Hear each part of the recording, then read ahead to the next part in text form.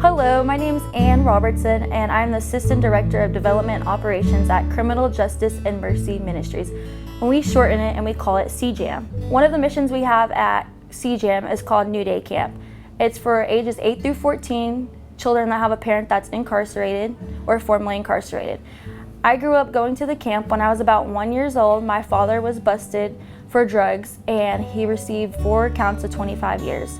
He told my mother about it and my mother signed me up, and she actually lied about my age because I got to attend at 7 years old. And so I went to camp and it was a whole new world. Everyone was very loving and very kind. It kind of frightened me at first, but then by the end of the week I didn't want to go home. I continued, when I was about 9, my mother was murdered by her boyfriend, and I moved in with my Nana and Papa, and they continued to send me to camp.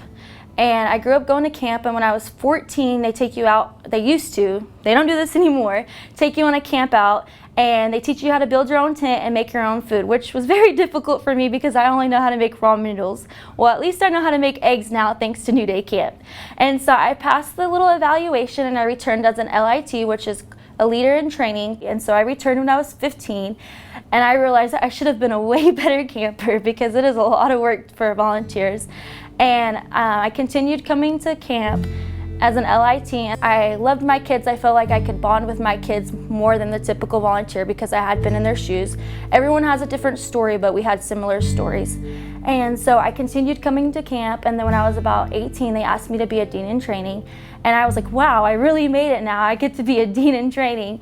And my freshman year, my cousin, who I grew up with, like a sister, she went on her senior trip and she met up with some girl from her hometown, and she ended up losing her life to fentanyl.